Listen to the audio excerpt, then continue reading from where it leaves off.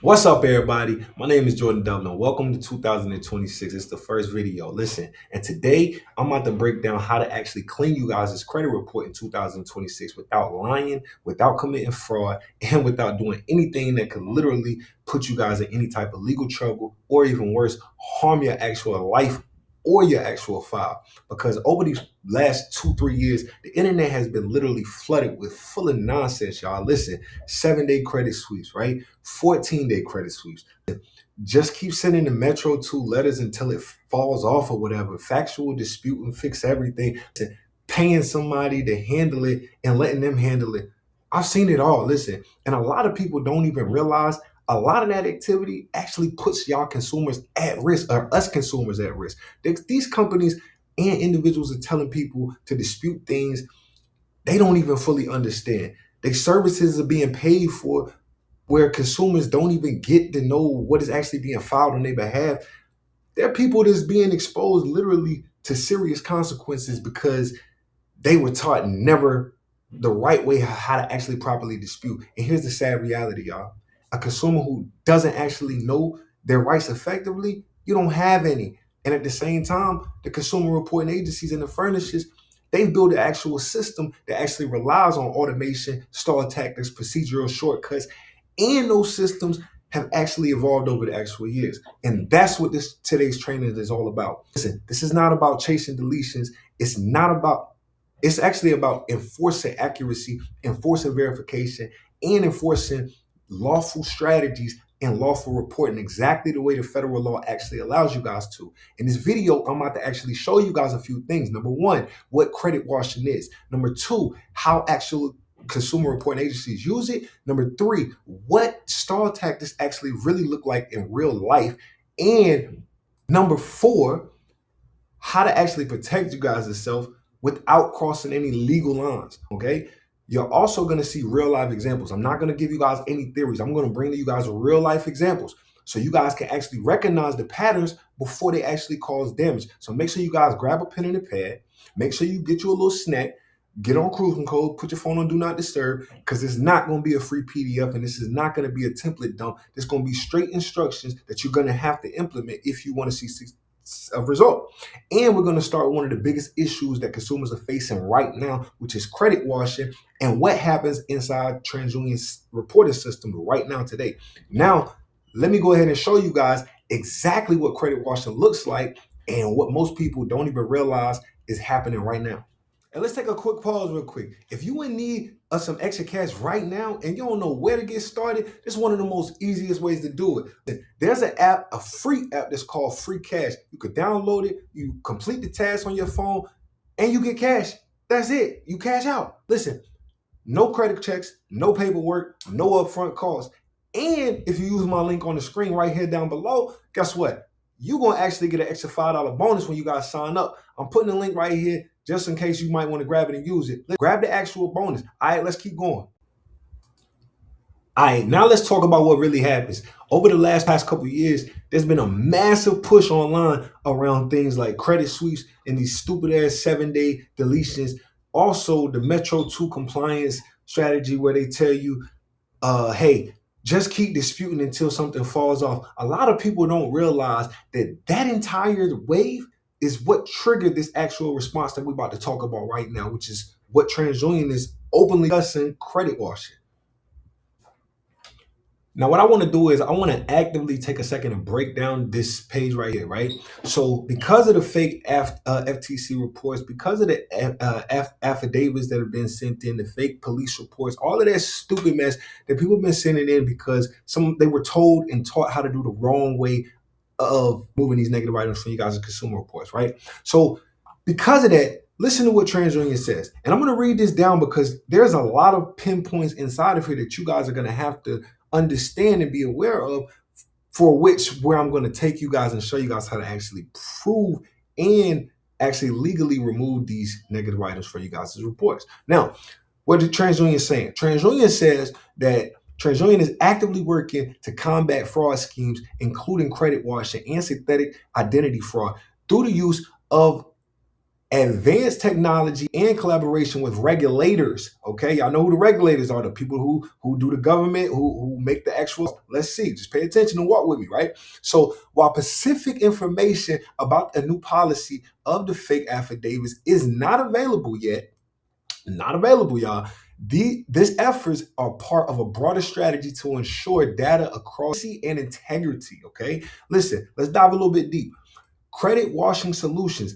In November 2025, TransUnion announced a solution to help lenders identify and manage credit washing, a process where consumers try to remove legitimate inaccurate items from their actual reports by falsely claiming identity theft. Okay, that means anybody who is sending these fake FTC reports, fake identity thefts, the human trafficking, the 7-day sweeps they were telling y'all to do, or if you pay somebody to do it on your behalf, listen, all of that is included in here and the reasons why this just triggered this response. Listen, this is why I tell you guys have to make sure that you guys are not just following the everyday trend. Y'all do things the right way, right? Follow me, right?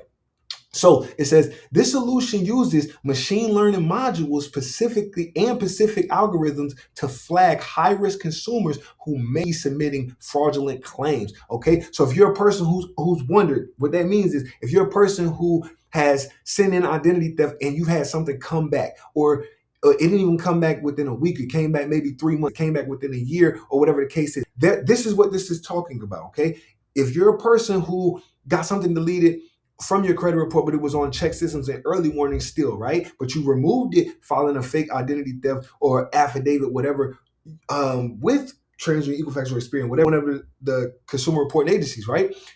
But you didn't even know that they have TransUnion, they have check systems and early warnings on the back end that's reporting the banking information. Boom.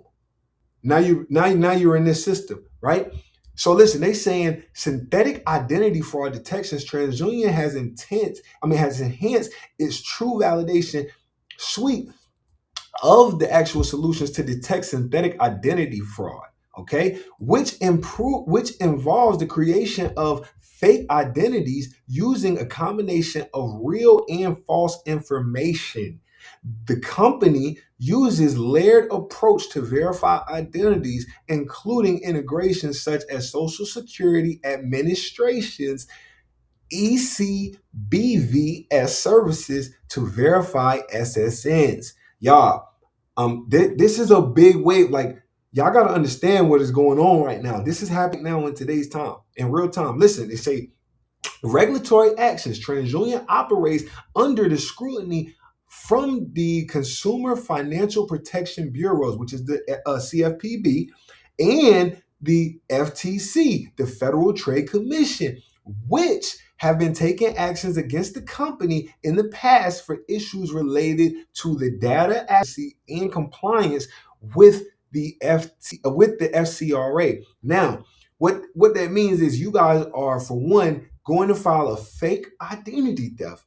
Y'all, for one, that's causing harm to somebody who really has identity theft going on. Stop doing that shit. I don't even know how to say that another way. Like, that is completely wrong, y'all. There's right ways to get these items removed, and I'm about to show you guys how to do it. So you guys got to continue to walk with me, right? But this is the part where I want you guys to really pay attention, because now they're talking about regulatory actions. They're talking about laws, right? There hasn't been a law change yet. So pay attention, right? AI integrations.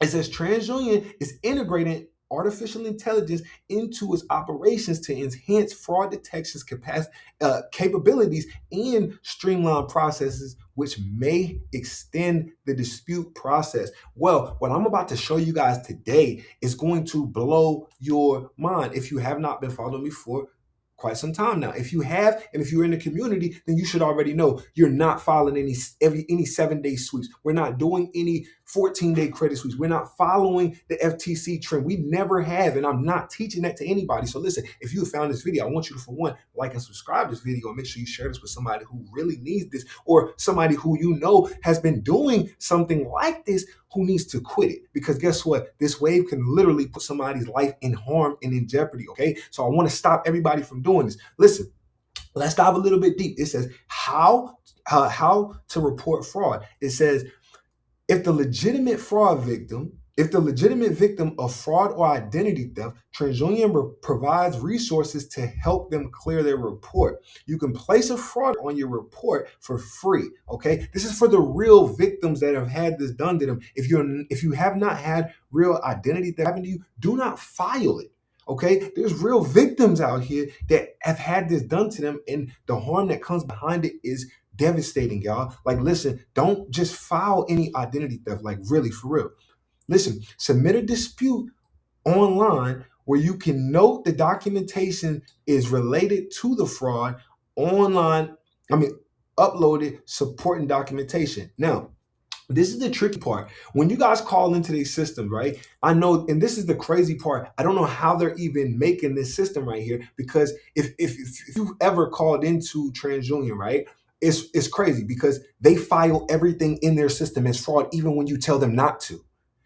That's the part that nobody's talking about. That's the part that they're not mainstreaming. This is why I've been stressing to you guys. Make sure when you guys get on that phone, I don't care what they're talking about on that phone. If they're telling you you can't record that phone call, listen, they can't record that phone call if they telling you that you can't record the phone call. What law is telling you can't protect your rights? That doesn't even make sense. Okay, this is what, when you guys got, if you have an Apple device, right? If you have an Apple device and you pick up your phone and call somebody, there's a little dot in the top left corner, right? Click that. It's going to tell you, even before you even say anything, it's going to say all calls are monitored and recorded. So then you don't even have to say it. That's going to be now become your evidence. I'm going to show you guys how this plays out. Okay, listen, let's go ahead and dive deep into what we're actually going to talk about and the ways to actually clean it. Now that we understand that they've created the system to detect all of this stupid credit sweeps that you guys have been coming out with, all of this stupid Metro 2 that they've been telling you to keep continuously filing. All that's doing is costing you monthly, costing you. Yes, I can teach you how to get a bag using that, because those are services that you're paying for. And if these companies are not conducting a reasonable procedure according to the law, then guess what, guys? We got them. And I'm about to show you this. So let's go ahead and jump into the lesson. Let's take a quick break, because there's something a lot of people don't realize. There's money you already are owed, not loans, not credit, settlements. There's actually active class action settlements happening right now, and most people miss out on them all the time. That's exactly why I go to and use a site called claimmoney.com. It literally only takes 30 seconds. And how it works is, step one, you guys are going to answer a few questions, quick questions. They're going to match you with the settlements that you may already qualify for. Step two, you guys are going to file with no legal jargon. Everything is already translated in plain English. Step three, you guys are going to get notified and get paid if your claim qualifies. This is how it actually works and how consumer protection actually works. A case gets filed, a settlement fund is created, and the people who are actually affected, they can actually claim their share. Now, most people never even file because they just simply don't know. Now, this company, they've helped distribute over $80 million in settlements. And guess what? Hundreds of thousands of people are already using it right now. So if you see this and you want to see if you guys could potentially have money waiting for you on the line, I want you guys to use this link down below right here. It's completely free for you guys to check. This is about enforcing your rights, not missing the money that you already could be owed. Now let's jump back into it. That's it for today. All right, so how inaccurate accounts actually get removed and why most methods are going to fail in 2026, especially after I just showed you guys the credit washing, okay? Listen, y'all need to understand something. We do not, and I repeat, we do not delete accounts by lying, y'all. We enforce the federal law to compel the actual accuracy, completeness, verification, and lawful reporting. Y'all, fraud is when you lie to somebody, when somebody tells an actual lie.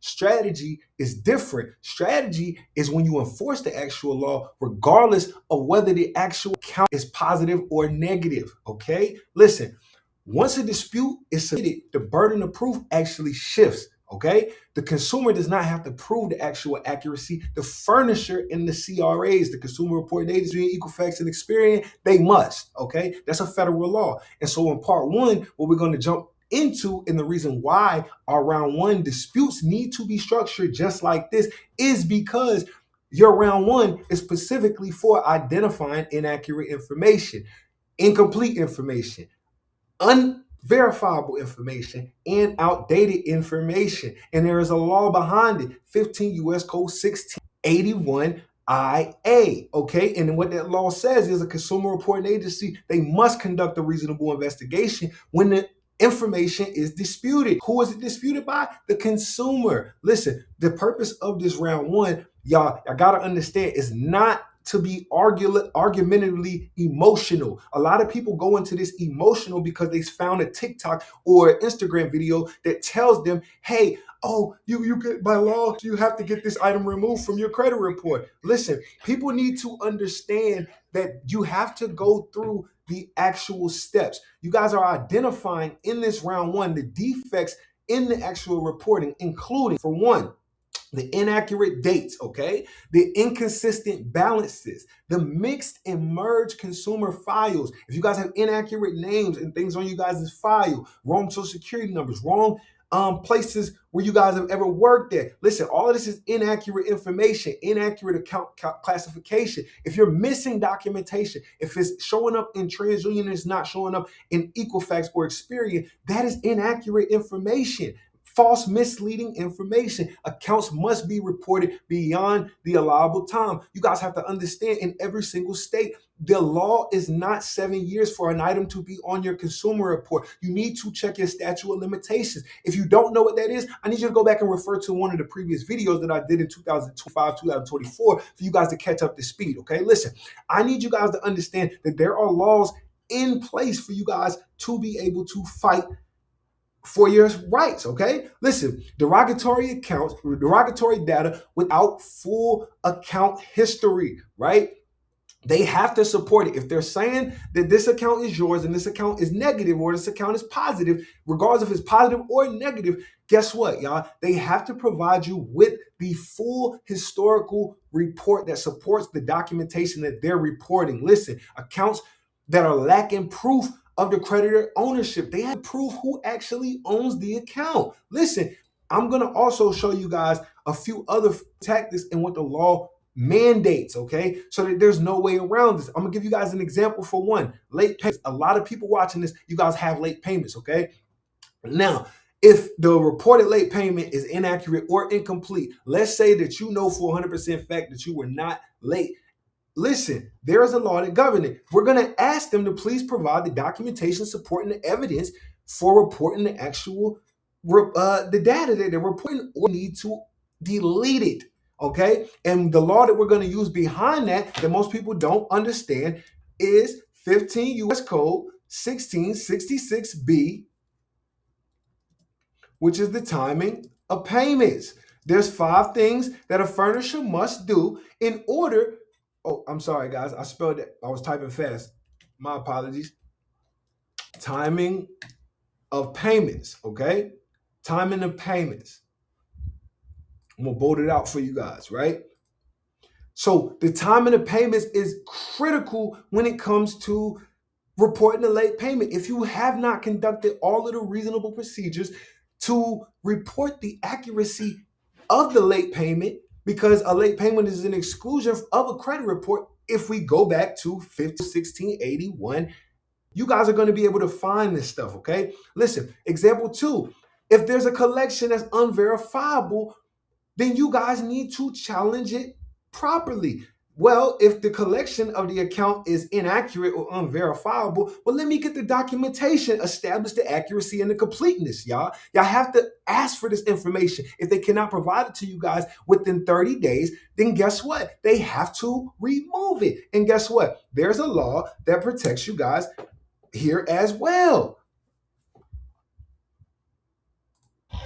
All right, so I want you guys a scenario for the late payments, right? So a late payment is being reported, but the timeline or the documentation can't be confirmed, okay? You've already requested it, right? So let's say, for instance, the late payment is being reported as delinquent, but the act requires the proof, not assumptions, okay? This is exactly what the law entails, okay? 1666B, okay? The payment history reported for the month and the year is inaccurate or incomplete. hey, provide me with the documentation, provide me the supporting evidence substantiating reporting delinquency, okay, including the billing, the billing statements, proof of the due dates, and proof of the timely notices that you were supposed to send according to 1666B, the time of the payments. If such documentation is not produced to you guys within that 30-day time period, then guess what? The report must be stopped and it must be deleted, okay? 15 U.S. 1666B is the timing of payments, okay? I'll get it down for you guys, or I already wrote it down for you guys. Listen. And then you also can use 15 U.S. Code 1681 S2A, okay? The furnisher's responsibility for reporting accuracy. You could also use 15 U.S. Code 1681 duties of a reasonable investigation, okay? Now, late payments is not valid unless all, and I mean all required timing and notices elements exist, okay? Accuracy is not just assumed, it has to be proven. And I'm going to show you guys how we prove it. Now, for number 2, right? Let's get into collections, okay?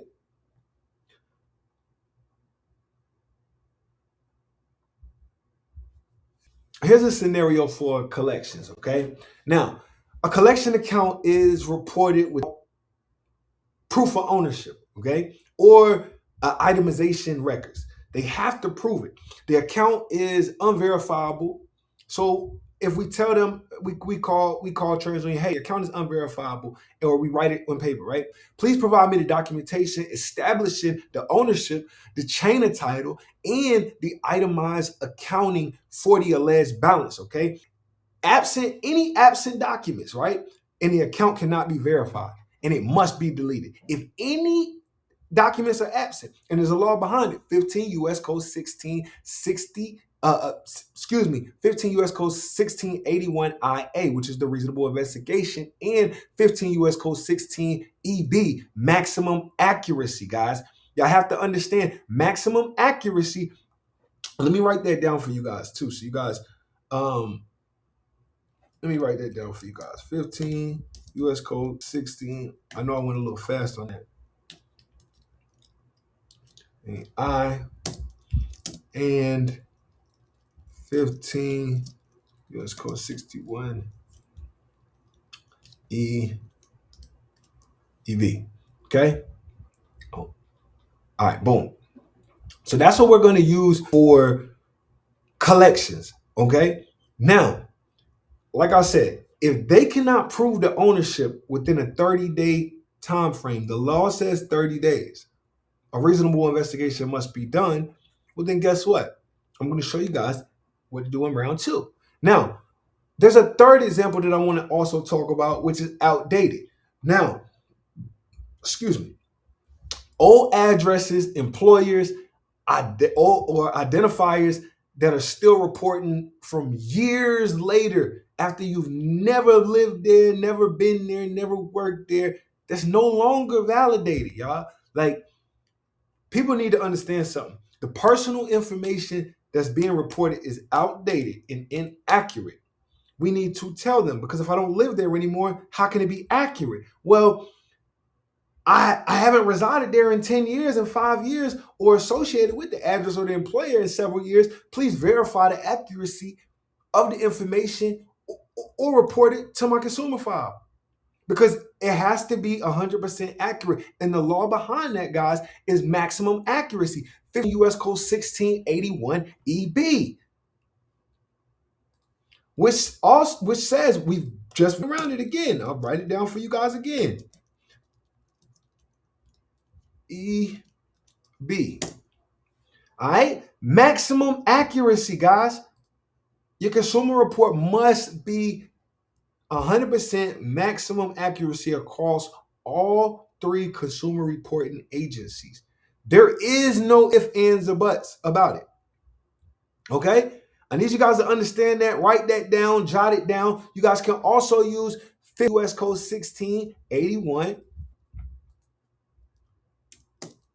15 U.S. Code 1681 IA, which is reinvestigation of disputed disputed information. Y'all don't be the great if y'all watching this, okay? Listen.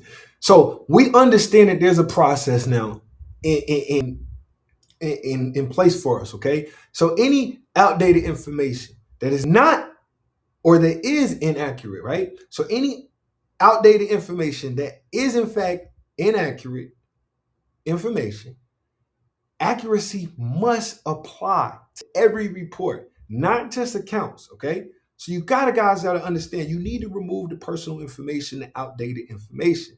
For example, there's not an example for right here for you, but I'm gonna talk about it real quick, okay? We're gonna talk about misreporting, okay? If an account is being reported as open, if it's being reported as charged off, if it's or if it even has a past due that's inaccurate, guys. Listen, the status and the classification of accounts is inaccurate. Tell them that, okay? And then ask them to please provide you guys with the documentation to verify those types of accounts and reporting statuses and the current classification. To rewind that, please go back and rewind that, okay? If the reporting cannot be substantiated, right? It must be corrected or deleted. The legal law behind that is the same thing that we're just been talking about. 15 U.S. Code 1681 IA and 15 U.S. Code 1681 EB, maximum accuracy,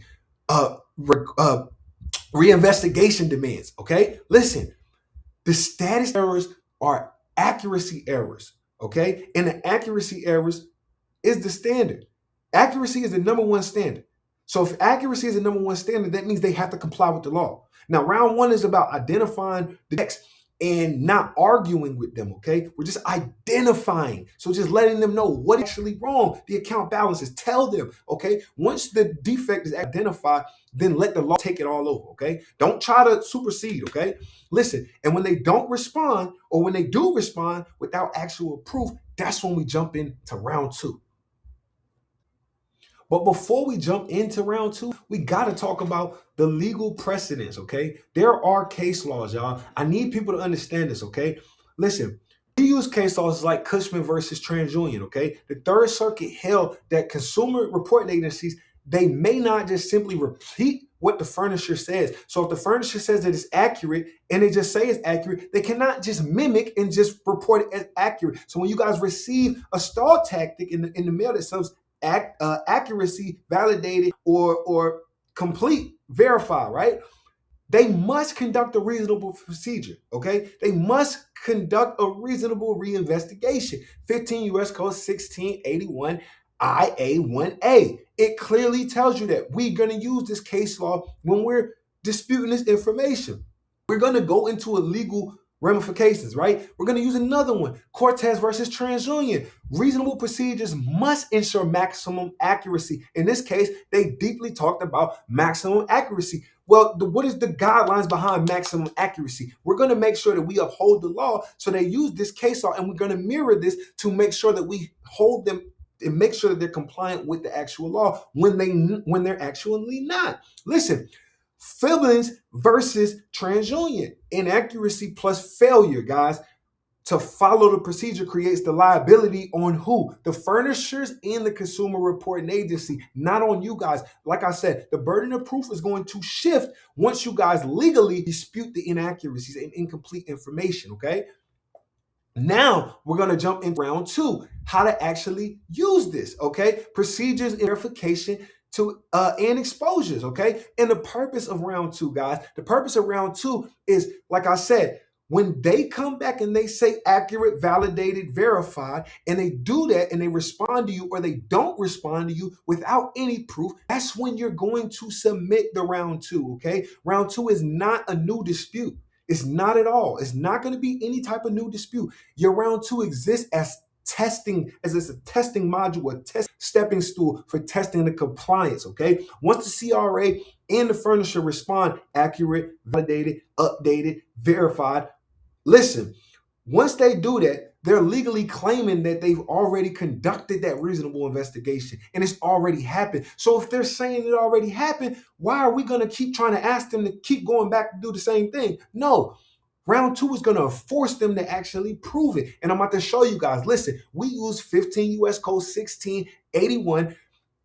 I-6B3. Now, what an I-6B3 is, a consumer may request a description of the procedure used to verify the disputed information. So if you say, hey, I have examples for you guys in a second. I'll get to the examples in a second. But if you actually are requesting the method of the procedure that was actually being used, when they come back and say accurate, validated, verified, you also going to use 15 U.S. Code 1681 A7, okay? Now, A7, what that's going to say is a consumer reporting agency must conduct that reasonable investigation within 15 years. 15 days. They don't have a whole another 30-day period. Y'all know round one, you guys know for 100% fact that they have a 30-day time period. Well, once they say, hey, it comes back accurate, validated, verified, or complete. Well, now if I say, hey, that's inaccurate, that's false information, you're still reporting it, the reinvestment period is only a 15-day time period.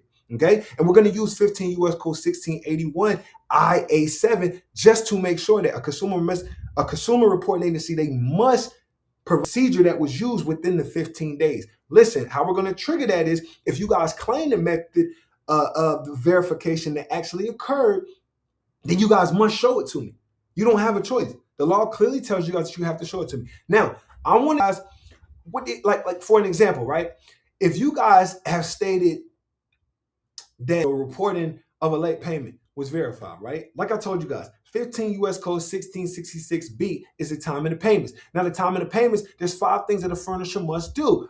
And we're asking them to provide with that method of verification. With an I-6B3, if they already said that they already did the reinvestigation, well, we understand that one of those steps is you must provide the periodic statements. Well, number 2 is you must provide the information from section 1637B, as in boy. Number 3, you must provide the tracking. It must be delivered and you must have the proof. Number 4, it must be 21 days before the due date. You must have sent out a notice and put me on notice. And number 5, you must have sent a negative information notice to me. Well, if you're saying that you have it, let me get that. Okay, well, I'm not going to file a fake identity theft on late payment because I understand that, okay, hey, this late payment, in order for them to conduct that late payment, then they must have that method of verification. So why don't we just request it in the chain of command and communication and the account level documentation? Because they can't just say that that account is accurate. They can't just say that, y'all. And we're going to use that with backed up law, okay? So the authority behind that, guys, is going to be 15 U.S. Code 1681I, the reinvestigation and the procedures, the accuracy, the requirements behind it, okay? So they have to literally provide it to you once you request it, but you have to make sure you do it the correct way. Example 2, collection. Let's say you have a collection on the account, right? You state that the account was actually accurate and validated and verified. Well, let me get that proof, okay? Well, there's a new law that came out, that's 12 CFR 1006.34C, that says, hey, the CFPB, the debt collection verification requirements are updated. And now I need all 17 pieces. I need all of them. And I'm going to request that from you because if you're claiming that you already conducted a reasonable investigation, that means you must have that and you must provide it to me. And how many days, y'all? If you've been paying attention, you should know the answer to that. Put it in the comments, okay? And also make sure you hit that like and subscribe button. But listen, it's 15 days. You don't have another 30 days. So if you can't provide it to me within within a 15-day period, guess what I'm gonna do? Show you. Make sure you follow with me, okay? Listen, I want to give you guys one too. When you guys have mixed files, okay? If let's say you guys need to state this stuff in your disputes, okay? This stuff is all in your disputes. It's layered out for them so that they don't have to second guess. They have the law, and if they don't comply with it, then that's on them. We have laws in place, and I'm going to show you guys how to actually enforce those laws, okay? So make sure you like and subscribe to this video, okay? Now, example 3 is, let's say you stated that it was verified and it belongs to me, okay? And they're saying that it was based off the fake, off a outdated address or old file or mixed file for even that was not even associated to you. Maybe the information is really not yours. You got 5, 10 different names, whatever, blah, blah, blah. Well, how do you know that the information is is actually accurate. Okay. Well, if you conducted that reasonable investigation, that means you have that actual documentation to provide to me. So we're gonna use an I-6B3 once again. Okay, because the procedural of verification request does not change. It does not change. And I think that's where the people have it messed up, where they keep telling you guys to continuously send out letters and rounds of letters. Why am I going to continuously send out rounds of letters if the guidelines of the FCRA and the federal laws give us a 30-day time window from the first day that we send around one? When they come back and they say accurate, validated, and verified, we trigger that and we're asking them to show us the proof, and we're demanding the proof. They have 15 days. It's no ifs, ands, or buts. I need y'all to understand the 2026 credit repair is about to get real with y'all. And y'all need to get with me and get with the program, okay? Don't no more credit sweeps. If you've been in the community, if you're in my community, you already know, do not send out any credit sweeps. Any new things come out with this shit, y'all make sure y'all stay away from that stuff, okay? You guys are doing things the right way, the legal way, okay?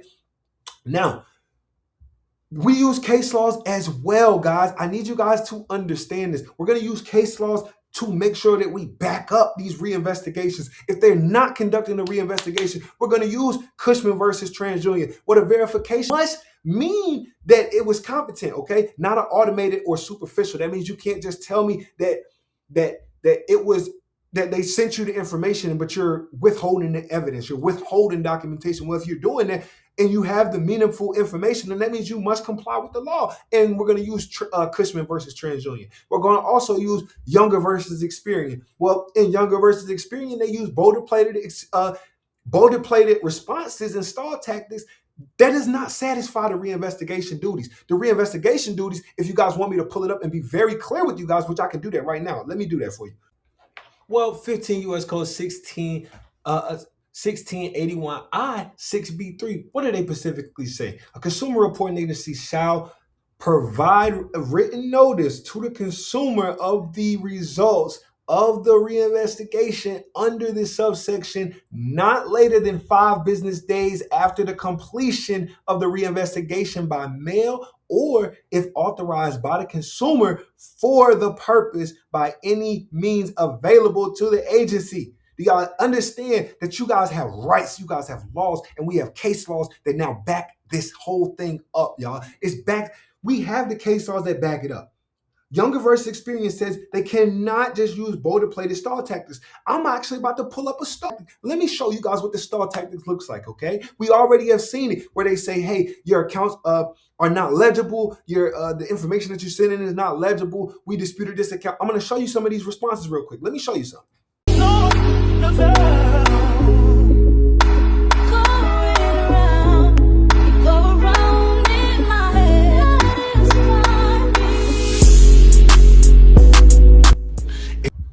All right, so now I'm about to go over a few of these just because we already know what these responses look like. If you've been doing credit repair, or if you in the credit repair industry, you have a business, or if you're a person who has been sending your own personal disputes, we've already seen these and what this looks like. I'm going to read a few of these documents out just so we can identify the stall tactics, because now that we've been talking for so long, you guys should already know what to look for and what is and what is not required by the federal law in these responses. Now, they're going to show the dates. So some of these are going to show the dates, and I want you to see the pattern. And I also want you to pay attention to the types of stall tactics and responses that require a round 2, and why it's very important for you guys to understand what you guys' round 2 actually is. It's demanding the reinvestigation proof. If they're claiming they have it, they're supposed to provide it to you. Now, this right here says, hey, we have received your request concerning the inaccurate information on your file. It says, because of the information you provided, it says, because of the let me get my tool real quick, because I don't want to highlight, I want to draw. All right, boom, draw. Right? So it says you provided as proof of identity does not match the information we currently have on your file. Well, if I'm telling you to update this information, and I'm asking you to update this information, and I'm providing you with my documentation because I already know because everybody should already know this. When you guys send in any type of dispute, you automatically send in your proof of residency. You send in your passport or identification. You send in your social security card. These are three things that you send in every time. You send a utility bill for the proof of address. As long as it's within a 30-day to 60-day window. I do typically 30 days because I don't want to go past 30 days because they always send out these. They're going to send out a stall tactic, regardless of whether you actually do it and send it, because I'm a person I know for 100% fact I've sent in the information and have received this as a stall tactic, my personal self. And I know people in my community and others I've seen receive these stall tactics over these past years. Now, let's keep going because it's telling you what the documentation that you're supposed to provide as well, which I just described to you of what you're already supposed to send in. So if we already know that we're sending this stuff in, right?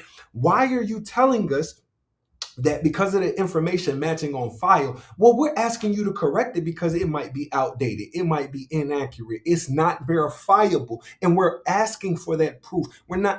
This is a stall tactic. And because you sent me this stall tactic, now I'm demanding the proof. Some of you guys go 4 rounds, receive these stall tactics, and are not replying to these stall tactics correctly, which is why the method fails that you're using. I'm not sure what methods of verification you guys are asking for, what you guys are sending in, but everybody should know at this point to send in your proof, okay? Your proof of address, meaning a utility bill within the past 30 days, your proof of identification. I use a passport, guys. I personally believe using a passport, or if you have another form of identification, is better for you to use when submitting this information, so that if you have to use it for legal purposes, I will show you guys the reasons why later on down the line.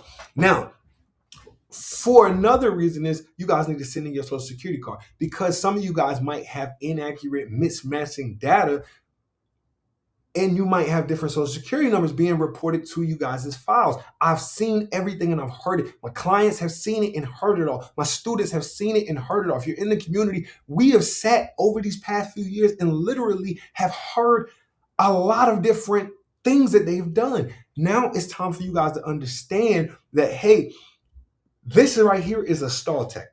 We know we sent in this information. Why are you this to us? Let's pull up something else. Another one. Listen, pull up another one from the same company, right? Let's pay attention to the actual dates that are on these documents, y'all. Listen.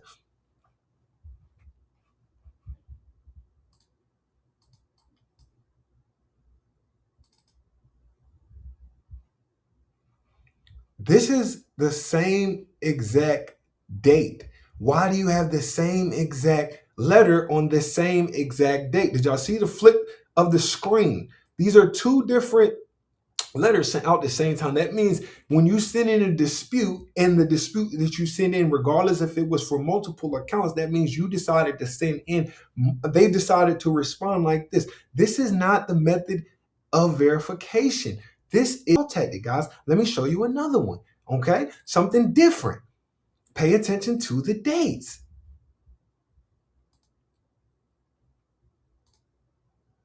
This is September. Y'all paying attention to the dates. Look at the dates. Look at the dates at the top of the screen. November, then you got September. So if we know that we're sending in this information automatically, why are you continuously sending the stall tactics? Guys, the system that they're putting in place, listen, let's talk about TransUnion. The system that they're putting in place is literally deceptive, and they're not conducting reasonable procedures. But who is it on, guys? I need you guys to put in the comment, who is it on to validate this information? Whose job is it to conduct a reasonable procedure? Guys, I need you to put that in the chats for me. And I also want you guys to make sure you continue to like and subscribe this channel so that everybody is shared with this information. 2026 is about to be a total game changer. And if you guys are not aware of your rights, because look at these letters and guys, this is 2025. Listen, this is the same system that they're implementing into their system, but they're continuously violating and breaking the law. We need to prove it in round two. So this is why we position ourselves in round two according to what we're sending in round one. But we already know round two is what, guys? We're requesting a I-6B3 because these investigations are not conducted properly or reasonable. And what do we use in the background? We use case laws and citations to back everything that we saying because it's already been proved. Listen, we understand that recently something on your report did not seem right to you. So that means what? You are aware of what is inaccurate. I sent you the documentation already. It says we take this matter very serious. Okay, let's find out how serious that they're really going to take it. And we want to make sure that TransUnion's credit report is accurate. Well, we already know you're supposed to do that before even inserting it onto a consumer report, because guess what? That is the guidelines of the FCRA is what? 15 U.S. Code 1681 EB, maximum accuracy across all three agencies, not just one. Pay attention to the dates too as well, guys. Listen. It says everything's supposed to be accurate. Our commitment to you, our investigation of the dispute you submitted is now complete. So that means after this date, whatever you sent in, that means if it's complete, they were required 5 business days after that to send you guys the actual results. If they did not comply with the law, what are you guys supposed to do? Put it in the chats. I need you guys to understand you're supposed to request that documentation. Whether they sent it to you or not is on them. Let them deal with it. But you conduct your proper legal format and structure so that you guys can be able to seek that $1,000 per violation on you. Of course, I'm walking you guys through this, okay? Let's get back into it, right? Number one, updated your credit report based on the information that you provided. So if I provided you my correct address, my correct name, my employer, my correct phone number, right? If I gave you all of this information, correct information according to the account, then you should have changed this accordingly, right? Number two, determine the information you disputed either does not appear on your file or already shows the requested status. Well, if I talked about specific accounts, then I don't want you to continuously tell me about these. Let me get the proper results for the actual account. If you guys pay attention, right? I want you guys to pay attention to the words and the terminology that they're using inside of this, but it's contradicting what they're actually supposed to do. It says, or number three, determined that the data furnisher was previously verified the reported information. Well, if they verified it, the law clearly says we can request it because they were supplied it to you at I-6B3, okay? This is why round two is so imperative for you guys to get this down pat, especially when you guys are trying to remove negative information from your credit reports and do it the legal and right way. There is a right way to do it and there's a wrong way to do it. Don't file any more identity thefts. Don't become a part of those credit sweeps that they're doing, they have been doing, or that they're gonna create. Listen, do it legally so that you guys can not only on the back end get paid for this inaccurate stuff, but on the front end you guys can bring justice to what is really going on, because it's a money game that they're playing, y'all. I need y'all to get with the program, right? Number four, it says, ask the data furnisher reporting information that you disputed all of the following. One, relative information that we sent to them. That means all the supporting documents that you guys sent to them. That means if you guys are requesting the chain of communication, if you guys are requesting the information from 1637B, if you guys are requesting the information pursuant to the late payments, 1666 time and the payments, right? If you guys are requesting, that means that they have it. They're saying that this is what they asked the data furnisher for, the person who's furnishing the information, right? They're saying also to investigate your dispute and verify whether the information is reported accurately. Well, the law doesn't tell you to do that. The law gives you specific guidelines that you're supposed to send. So we're going to request it with using what? I-6B3, right?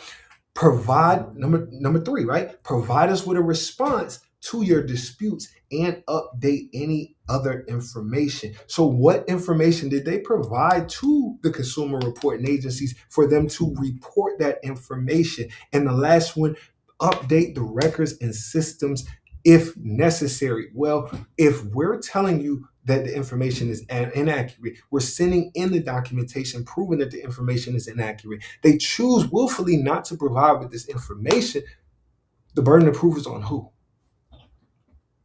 Let that sit and sink in for a second. The burden of proof is on who? We've been over this entire time. Now, you should wish to receive the above description of the procedures we use to investigate your dispute in a separate communication for your records. Well, where are these? I am a personal person, right? Who has called these companies and who has called this company specifically and requested where are those documents at, because they have never been sent out. And this is why I told you guys, tracking the documentation that you're sending in is imperative. Like, keep up with the tracking, right? If you guys don't know where to refer to the tracking, I'm going to drop the link underneath this video for you guys to learn how to actually send mail completely free. I'll drop it for you right here. Just click the link down below so that you guys are going to be able to understand that you guys can track the process completely free. It is very expensive for you to be able to send certified mail and be able to make sure that person gets it. The green return receipts alone, those are the evidence proving that they got, for one, the supporting documents that you, the identification that you send in, right? The proof of address that you guys send in, right? The utility bills that you guys send in, regardless of whether they sent you the stall tactic, right? Because we saw in the previous version, and TransUnion sends the same things out as well. I'll show you guys momentarily, right? Same exact format and structure, right? They're requesting this information, but then they'll turn around and they'll send this as well because they have the information. Well, if we know that you have the information, why don't you provide it to us? Why don't you provide it to us? This is why it's imperative for us to understand. And I'm not going to go through all of these verbatim, but I want you guys to see the pattern of what is going on. You guys are paying attention. These are one-page documents, okay? These are also, this is newly 2025, dispute status. Y'all see this, dispute status. After reviewing the dispute request, we found that the information does not currently appear on your report.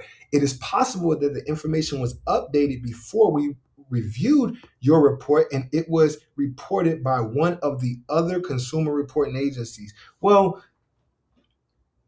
if you're saying it does not currently if it's not currently on my report and we know that it was previously on the report, this is another reason why I say request you guys' consumer reports every month. If you have a credit monitoring site, download those documents, guys. This is why it's imperative, because they will claim that the item was never there and it will act as if it was never there. And then what are you to do when you don't have that evidence? That is why you keep up with this information. But not only just keep up with this information, we're not going over 3 rounds, guys. I need you guys to get this through your head, because if you guys go over 3 rounds and it leads 6 months and you have a trail of information and documents that you're sending in, and they only had a 30-day window from round 1 and a 15-day window for round 2. I'm going to show you guys what round 3 is, and round 3 is an intent to sue. And I'm going to show you guys exactly these steps. Now listen, pay attention. They're pushing the blame and saying that it's another consumer reporting agency. This is a stall tactic, guys. This is another form of a stall tactic. Keep going. This goes back to 2022. Well, why is this the same exact thing from 2000 and what was this, 2025? You're sending out the same exact information from 2025 that you did in 2022. This is how we know this is not the correct procedure or a reasonable procedure, because guess what, guys? What did I show you guys? Case laws and citations, guys. We have case laws like Cushman versus TransUnion. We have case laws like Cortez versus TransUnion. We have case laws like Younger versus Experian. We just went through those, guys. I need you guys to understand these are all stall tactics that you guys are receiving. It's a pattern. Pay attention to the pattern that I'm showing you guys. I'm showing you guys complete pattern, right? Now, 2024, listen, these are two-page documents. Well, if you know that you're sitting in this information, now we're going to fully break this down right here. I want you guys to be very clear on the information that I'm going to say in this video, and I want you guys to understand that this is a stall tag well, and I'm going to show you guys why, okay? Now, it says, this is in reference to obtain a letter of the removal of an inquiry on a credit report. Now, you recently contacted the TransUnion regarding an inquiry. Now, the inquiry is posted on your TransUnion report to notify that the company has received your credit information from TransUnion. Well, the companies can only obtain such credit report. Hold on, we're going to pay attention to this statement right here. They can only obtain such a credit report for a legitimate reason, referred to as permissible purpose. This is the big word that everybody is putting on the internet, but nobody is identifying what permissible purpose is down to a T. But we've talked about permissible purpose plenty of times, okay? If you don't know what permissible purpose is, go to 15 U.S. Code 1681B, okay? You will find the definitions. There are literally 4 things that a person could literally have permissible purpose, and one of those things is for credit transactions. 2 of those things are for any insurance or underwriting purposes. Number 3 is that they must have a written contract from the person, a written signature from the consumer who it relates to, right? That's my favorite one. And guess what, guys? I'm going to show you how to request this information. It says examples of permissible purpose include credit transactions, employment considerations, review of collections. This is what people miss all the time. So it says review of collections of existing accounts or other legitimate business needs. Well, if your account is in collections, if it got transferred to a collection agency, I'm going to break this down for you guys, right? So you guys don't get lost. If your information gets transferred to a collection agency, well, if it's under review, then that gives them permissible purpose, right? Okay, well, we can't use permissible purpose under that, right? But this is what the law actually clearly says. The law clearly says that you must have written consent from the consumer who it relates to. And that is why in round 2, when you receive a stall tactic like this, we're requesting an I-6B3. Now, an I-6B3 is demanding that proof. Well, if you're saying that the inquiry and you have consent to do it, then that means you got to provide it to me. Guys, I'm going to show you guys there is something called a rule 1002, right? That's the best rule of evidence. They must provide you the original agreement, okay, with your signed signature. Now let's jump back into it. I already given you guys this. It says inquiries remain on a credit report for up to 2 years. If I have another video as well, and I'll drop the link down below, guys, listen, there's another video that breaks down the complete FICO and shows you guys how to actually build an 800 credit score literally from scratch from where you guys are at. Okay, I need you guys to refer to that video because it's imperative. Inquiries are 55%. 55 points, 55 points of an actual FICO score. And in that video, it breaks down step by step why and the meaningful reason of why you need to remain 2 to 3 inquiries or less in each bureau. Inquiries do remain on your consumer, whether they're soft inquiries or hard inquiries, right? They need removed if they cannot properly be validated, okay? And I'm going to show you the reasons why. But this is just another form of a stall tactic because they're supposed to send you the requirements by law. And if you guys go back to 15 U.S. Code 1681B, permissible purpose, it clearly says that you must have written consent from the consumer who it relates to. So that means if you say, hey, Jordan Douglas, if you put this inquiry there on my report from, let's say, Union Credit Union or whatever the case is, right? Well, Union Credit Union must have a written agreement with my signed signature on it. If they did not provide it to you when you first conducted that reasonable investigation that you were supposed to in round 1, then hey, that's on them. You need to properly update my consumer report. If you don't, well, even if you don't, or if you do, I need those still results. So that's what this round 2 is. Whether I need those results, so provide them to me. Okay. So that's just I went a little deep into that one a little bit, but right. let's jump back into some other stall tactics right here as well. This is the same, like, pay attention to this, y'all. This is the same year, 2024, right? In May. This is December. Why does it start on the same exact information, right? Well, not this information, excuse me, y'all. This information, it shows you guys the dispute status. After reviewing your disputed request, we found that information is not current on your credit report. Well, okay, boom. Underneath that, on this one is a little longer than the last one. It says, reply to the reinvestigation procedures. TransUnion receives and considers all relevant information you provide when you open the credit dispute process. We take one or more of the following actions: determine the disputed information does not appear on your credit report or already shows the requested status. But that's not what the law tells you. You're still a part of the reinvestigation procedure, okay? Number two, make changes to your report based on the information you provide. Well, that's what you're supposed to do, but provide me those correctation that I'm asking for, right? Number three, confirm the business or financial institution previously verified the reported information. The law doesn't tell you to do that. The law clearly tells you that you're supposed to get the documentation and send it to me within 5 business days after completing the investigation. So that's what you need to do. Okay. Number four, we investigate your dispute by contacting the source of the information. Well, we know that you contacted them. That's what you were supposed to do. But just give me the damn information. Like, this is a stall tactic. They do not send this information to a 2-page document. Where are the rest of the documents?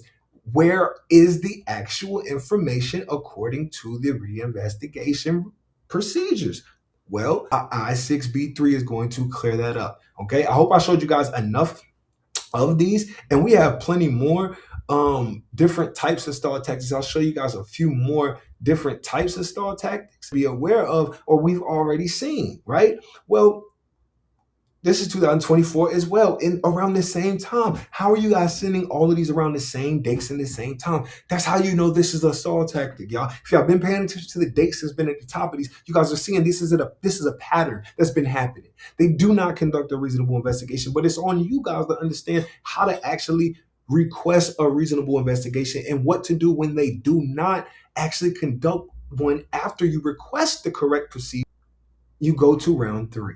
Okay. Now, this says your proof of address is unacceptable. Receive the documents you supplied. Okay. Well, proof of your current mailing address. However, the documents were unacceptable due to one or more following reasons. Well, one or more documents provided was too old refers to a time reference listed below. Number 2, one or more of the documents provided was illegible. And reason 3, one or more of the documents provided was not qualifying documents. Refer to the list below. Number 4, only one of the proof was provided. 2 qualifying documents are required. Well, let's look at the documents that they telling us, because I just told y'all previously what documents are we supposed to send in. Y'all let me know in the chats what documents were we supposed to send in, and we already know that we have proof of the tracking, right? All the following. If you have not, you might want to rewind. Listen, please provide 2 current forms of the qualifying documents listed below. 1, driver's license, state ID card, bank or credit union statement, canceled check, government issued ID card. That is another way of saying a passport, okay? Signed letter from a homeless shelter, stamped post office box receipt, utility bill, pay stub. Well, we already know we send in driver's license, state ID, or passport. We know that we send in a utility bill. It says government issued ID card. That is another form of a social security card to make sure that they're reporting the correct information to the right person. That is a form of a government issued ID. So security card. Well, we send in this information. How can you continuously tell us that this information does not qualify if it's not one of these documents? Well, I sent in the correct documents. I know I sent in the correct documents. I have the tracking. I'm not going to continue to wait 6 months for you to finally feel like you want to do your job. You guys got to go to round 3. This is a stall tactic, guys. I'm just showing you guys another version of a stall tactic. Now, let's go back to jumping into the actual infrastructure. Quick pause, just as a reminder, if you're still watching this video, then that means you're clearly serious about getting things right. And some of you might also need a little bit of cash right now. And if that's you, here's a free option for you guys that you guys can actually use today. There's an app called Free Cash. You can download it, you complete the simple task on your phone, and you can simply cash out. There's absolutely no credit check, no upfront cost, no long setup. And listen, if you use my link down on the screen right here, you'll be able to get access to an extra $5 bonus when you automatically sign up. If you skipped this earlier, this is your second chance. The link is right here down below. Use this code and go ahead and grab your bonus. All right, y'all, let's keep going. All right, furniture violations, right? So must be taught in round 2. So the furniture violation. Failure to responsibly investigate after already notifies constitutes a violation, right? Fit Code 1681 S2B, okay? And what this teaches us is that I've already previously said this before. When you guys send a dispute to the consumer reporting agencies and you send it with the correct information, the correct documentation, all of the documentation is supposed to be submitted to the furnisher of the information. Well, we just looked at the previous responses and stall tactics. They claim that they already did that.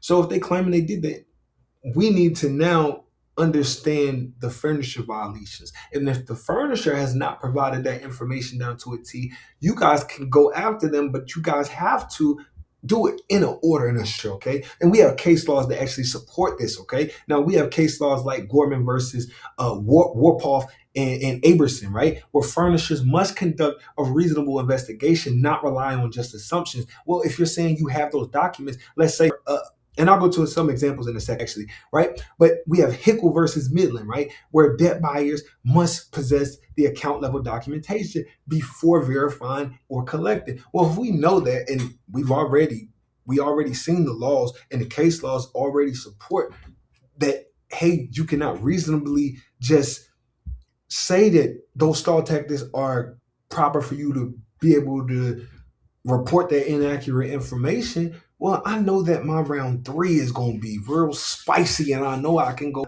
compensation because you violated the law, right? But another case law, Saunders versus BB&T, right?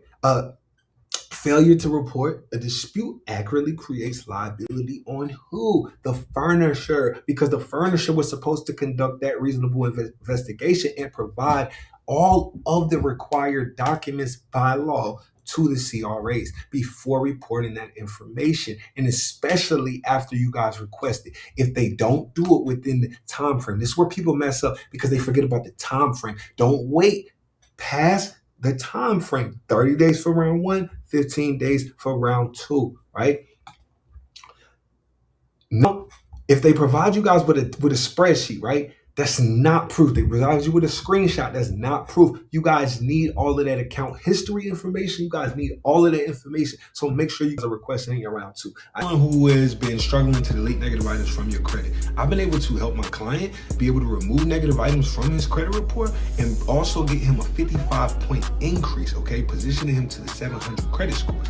Now, we removed all the collections on his account and all of the hard inquiries that were not attached to any open accounts.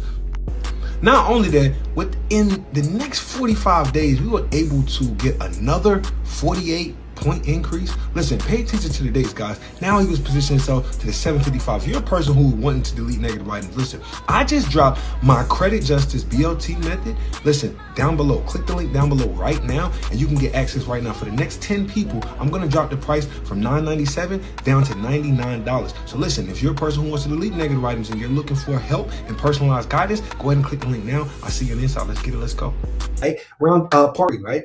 FDCPA debt collectors, right? right? The purpose of this section of part 3 is to address the third-party debt collectors and debt buyers. Now, this section applies only when the account is being collected by a third party. That means the debt was sold and transferred. The validation was not requested. The collection activity continued or resumed. The reporting occurred without proper validation. This is not credit repair, y'all. This is actually this is the federal debt collection compliance enforcement, okay? And we have enforcement authority laws that protect us and govern us there too, okay? We got 15 U.S. Code C, 1692 GB, okay? And what that is and what that says is a debt collector must cease all collection activity until validation is mailed to the consumer, okay? And we also, I've been talking about this entire time, 12 CFR 1006.34C to back that up once again. The CFPB, a debt collector collection rule, collections must stop completely until validation is provided. Go back to all of those 17 pieces and make sure they're providing all of those down to a T. Once validation is requested, collections must freeze. So that means once you guys send in your disputes, if you send in a dispute, they're supposed to cease and desist.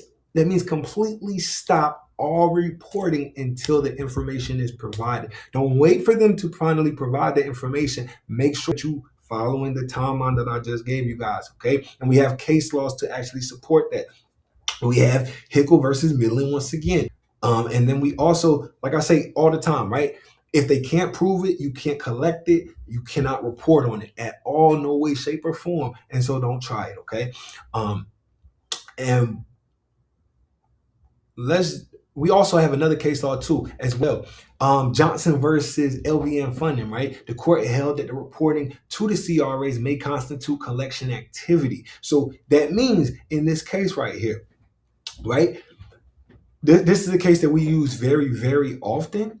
If a collection is reporting and they did not provide you with that information, if they did not, for one, before a collection agency reports any information, within 5 business days, they're supposed to reach out to the consumer actually and ask and make sure that information is accurate before even reporting any of the information. So if they didn't do that, that's a violation already off rip, okay? I'm not gonna say too long of that, right? But a validation is pending and they keep reporting it. That's pressure. The courts treat that as a collection behavior. So if they're still reporting it after you put them on notice and they did not cease, we use a case law like Johnson versus LVN funding to be able to go and seek our compensation, because we understand that the courts as pressure in collection behavior, okay? I need you guys to understand that stall tactics equal violations, but you guys must have the proof. A lot of people throw this stuff out in the mail when they get it. Stop throwing this mail out in the mail. 26, hold all your mail, okay? Nothing out, okay? Don't throw nothing out, okay? Common stall tactics that we already talked about, generic acknowledgement letters, partial statements without contracts, account summaries without proof, silence forwarded by the consumer reporting agencies. Those stall tactics that I just showed you, these are not validations, and we use case laws like Younger versus Experian, when we already know that superficial responses that ignore evidence constitutes bad faith, and bad faith is what? It equals non-compliance. And what we do, we use things like civil liability to go and seek our compensation, guys, okay? And once again, ignoring evidence is not an investigation, it's bad faith, and bad faith violates the federal law, okay? Now, let's jump into part 4. Now, this is a strategy blueprint where we're just going to go over everything that we just did very briefly so that you guys can remember, okay? I want you guys to have a recap so that, I know this has been a long video, but I want you to have this recap of everything that we just went to. If you got to click that rewind and replay, make sure you do that. Make sure you like and subscribe, and make sure you share this with a friend, okay? Drop some fire emojis underneath this video if you really found like you got some good game out of this video and you feel like now you're ready to go execute 2006 without having to look over your shoulder, right? So, part 4. We got the enforcement blueprint. Step 1, we already know. We identify the defects in round 1. Now, this process begins with identifying inaccurate information, incomplete records, unidentifiable accounts, outdated and obsolete data, mixed files, indicators, and missing and absent documentation. The steps trigger TRA's statutory duties to investigate, right? We're not arguing the facts. You guys are identifying the actual defects and the inaccuracies. Step 2, we guys, after the CRA or the furnisher responds, verified, accurate, validated, or updated, then focus shifts to the actual procedure. Okay, the steps to enforce the actual disclosure are verification procedures that are used, the chain of communication, the method of investigation, the documentation relied upon. Okay, identify all of the confirmation, the mixed files. Okay, make sure you guys identify that. This is where the stall tactics and boilerplate responses and automated responses get exposed. I need you guys to remember that verification without procedure is what? Verification, no verification whatsoever. Okay. Step 3 is intent to sue. That's what we're gonna do next. We're not doing this long game. I know this video has been long, but it's really not that long, because if you go back and replay it, now you have a 45-day window time frame for the law to be fully executed. And then what? We're not going 5-7 rounds. We're not waiting 8 months to go through credit repair. Okay, if you can't do what you're supposed to do, guess what? We're going to seek our compensation. We're going to put you on notice. That's what your round 3 is, the intent to sue. Okay, now your round 3 is going to trigger only when the violations exist. So when they actually verify without having the actual evidence, when they actually fail to actually investigate, y'all, when they actually use those stall texts that I just sat there and showed y'all, and they report it without properly validating it, y'all, these are what you guys can use to intent to sue. Okay, don't continue to just be exposing them first off rip. Okay, now this step is going to place when the company on formal notice. We're going to do it in a formal tactic. So we're going to use things like a real notarized letter to be able to do this. Okay, or just an intent to sue, or a notice for the intended lawsuit. You guys can either one, right? It doesn't matter how you how you formulate that and put that, right? But it's just not about speed, y'all. I need y'all to understand that it's about sequence, and people have to understand the sequence. Don't keep waiting. Follow the strategic blueprint. Okay. Don't just threaten them with lawsuits. You guys document the violations and issue a formal notice. Okay. Now, for an example, if you guys fail, if they fail to conduct a lawful investigation, right, under 15 U.S. Code 1681. IA1A, right? If they fail the verification procedure requested underneath the I-6B3, then you guys can continue to report it without the violation, without the validation. That is a violation of the law, and we seek those compensations. And we use the case laws like Younger versus Experian, Chrisman versus TransUnion, Hickle versus Middle. We use these, Johnson versus LBN Funding. Okay, now round 3 turns into a paper trail into a lawsuit, because now we finally have all 3 components that we need in order to go file a proper lawsuit. Please don't wait, y'all. If y'all found this video